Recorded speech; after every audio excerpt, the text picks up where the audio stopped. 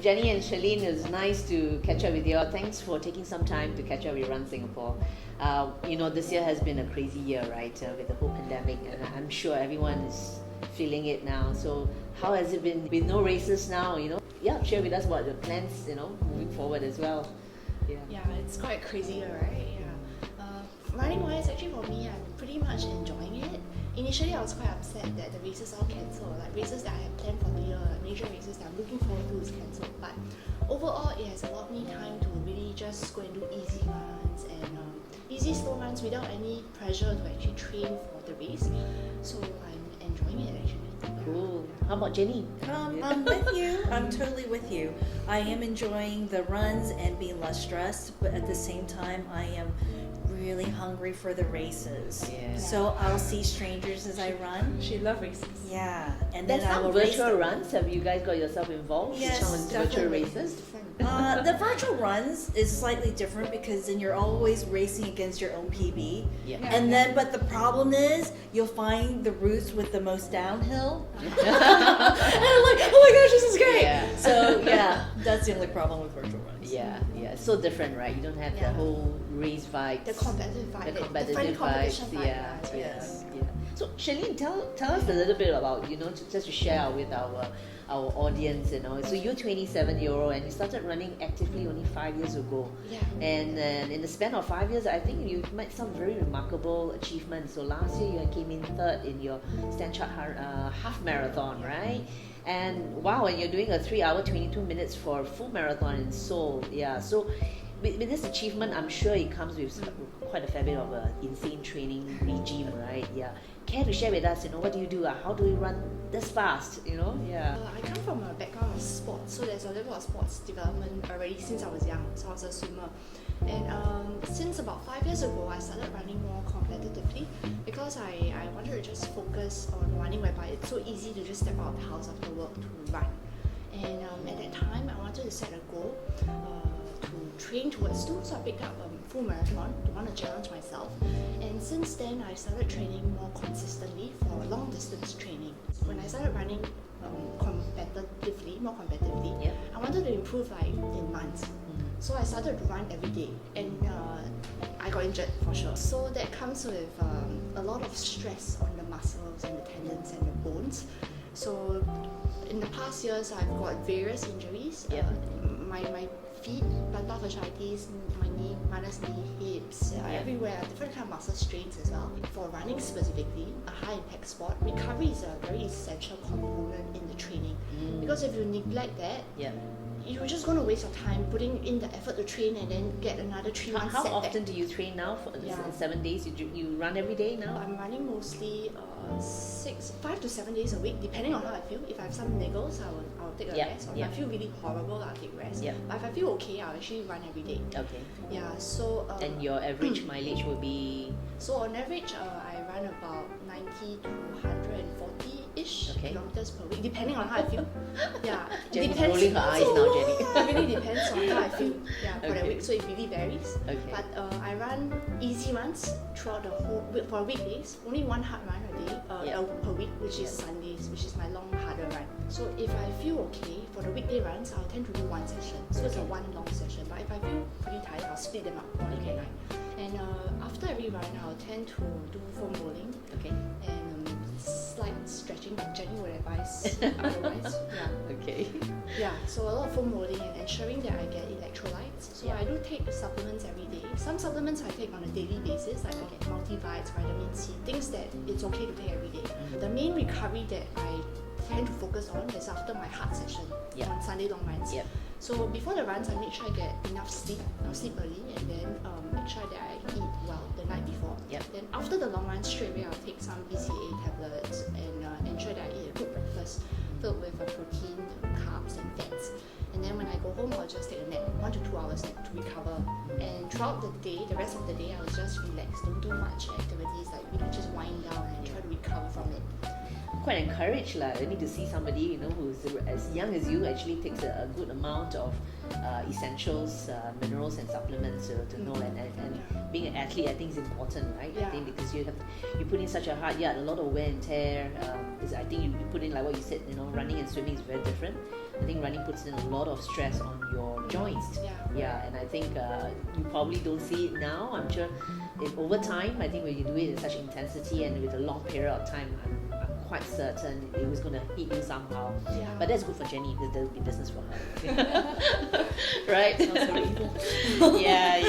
But it's good to know. I mean, we can't say enough. Like say, I think sometimes runners also, I think it's a very common thing where we get our DOMs as well, right? I think sometimes we don't feel it today, but tomorrow we feel like boom, like and then how do we actually recover, you know, adequately? Because nowadays I hear a lot more people does more recovery work, or they put a more emphasis after a hard race, right? I think they don't seem like they know they have to put in the hours for training, but you know, recovery is always a very little portion of them that part of their regime, right? It's neglected. Yes, it's very neglected. So I think this is basically why I think it's important, you know, to let people know. Actually, you put in a lot more training hours than you put into a race, actual race itself, right? So I think it's so much. It's a lot more important, right, to make sure that you replenish well, recover well. Right? It's a daily thing, not just after the race. It is. Hi Jenny, our super runner mama, I'll call her, you know, you're our mama. regular face in the running community. You know, you're also the podium finisher for a lot of the key races. Good to catch up, haven't seen you for a good while. I truly miss the races, I really do. But it's a great time for us to all take the calmer approach to training and finally understanding how to train properly like you are and how to recover.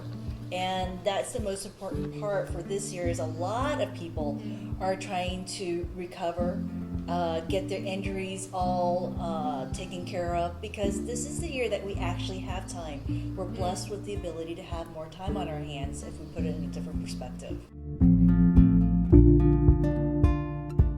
So I do see a lot of runners just because I love running. And for runners, what I often see, knee pain. It's always about the knee and why do we have knee pain? Unfortunately, there is no one size fit all, but there are reasons why people end up getting knee pain. One is poor training. And when you do poor training, you get hurt everywhere else. And unfortunately, it's why it hits the joints. So your muscles no longer can take care of you. It hits the joints, usually it's a knee, or your hip or your ankle. But most of the time for runners, it is knees.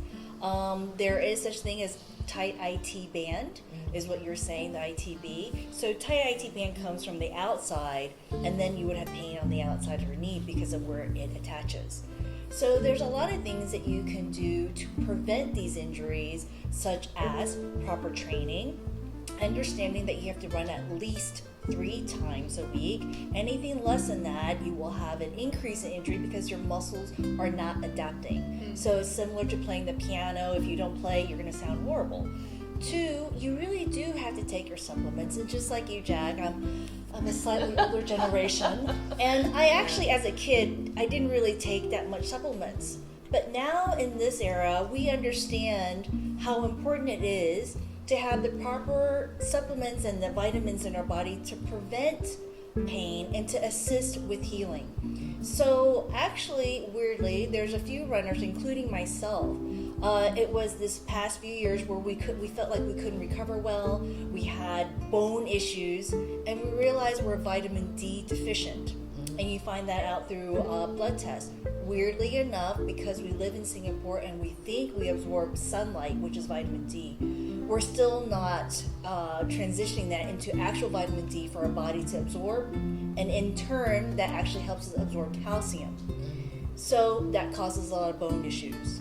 So now I actually do take supplements like vitamin D and vitamin B, because I'm a girl, and other issues that that supplements can assist with, which I'm sure we'll talk about later. Yeah. The other thing that you can do to prevent injury and to assist injury is massage or foam rolling or using a massage gun. Most important is to keep your muscles pliable, not tight, and it's never, ever, ever about stretching. Stretching in research papers, it's evidence-based. It has not shown to help prevent nor heal injuries. So static stretching that lasts more than 30 seconds doesn't do anything. And for a lot of us runners, we actually want the adaptive shortening of some muscles to create stability in the joints. And so we don't have to become inefficient when we actually run.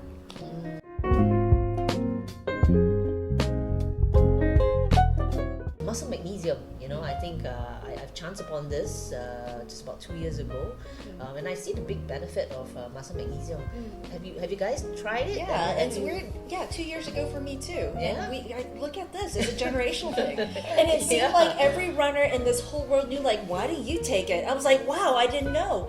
But what I was told was to take it as a supplement after a hard training to reduce DOMS, which is delayed onset muscle soreness, that soreness that you feel after a hard workout. So I did find the benefits of it, but I was cautioned about don't take it before a race because it can irritate the tummy. Yeah, before race, yeah. So myself, I heard about magnesium. It helps to prevent cramps as well. So there was once I took it before a major marathon race because I didn't want to get cramps during the race. Okay. But it gave me the runs during the race itself. So from that, I learned never take something. Never take magnesium. Yeah. With all the supplements that's out in the market, we like to find something that has its best clinical evidence. Yes, evidence. Yeah, and I think Kordel actually has done quite a bit of big clinical studies. Finding this in its purest form and actually helping runners to find the biggest benefits in terms of the supplement to the runners. I do take omega supplements as well, Yeah. but to be honest, I've never heard of NEM, natural eggshell membrane, right? And I'm good to give it a go because you mentioned it's also evidence-based, right? Yeah, it's clinical, Yeah. so I think they have done very big clinical studies on it, to see in terms of the absorption rate. I think that's the importance, right? I think supplements sometimes people may have a bit of a placebo effect of the things, but I think nothing really kind of support clinical studies. I think they have actually done and then supported by it. I think that's a big something that gives you a bit of the confidence of the product. Yeah, to help that's you really guys. good. Actually, for myself, even if it's not really clinical, like there's not much clinical evidence, I'll still take it. It's more of a kiasu mentality, like as I don't choose. That's what I do evidence-based only. Because if you do yeah. but if you do take something that is not evidence-based, and a lot of studies have shown, you end up peeing this expensive stuff out. That's true. Yeah, so I don't mind eating the eggshell membrane because there's eggshells Tuesdays. Yeah. So that's definitely something I want to try. So the biggest thing as a physio and as a runner too, I always think, are we able to get all our supplements and our vitamins and everything through natural food?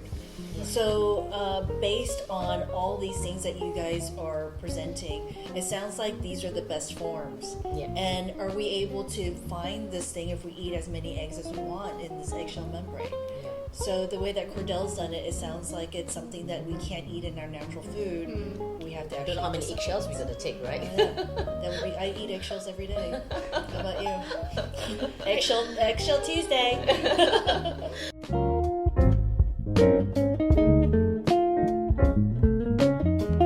We all know, I think it's a very common thing where women gets a bit of like UTI as well, right? And I think on top of which, people also understand that we do lose our immunity. Kordel actually came up, I just want to feed you ladies, this probiotic, and it's actually a cranberry probiotic in a chewable form. I don't know, I've taken probiotics, I've taken probiotics in powder, in tablets, but never quite this. Maybe we should I like chewables. Are three of us gonna give it a try? Yeah, I should. Oh, yay! I think, with the whole COVID, I think I'll do mine, and then you use your hands. And okay, let's see.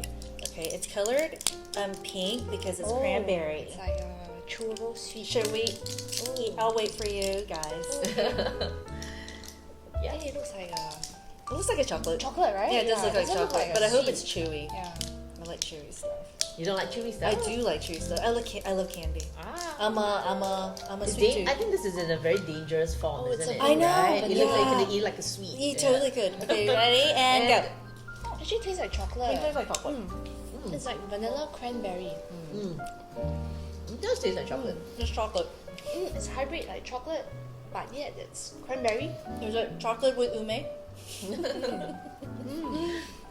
I would take this every day. That's nice. Thanks for joining us. To the next time we catch up. Yeah. Thank thanks. you. We Thank had you so fun. much. Yeah, thank you so much.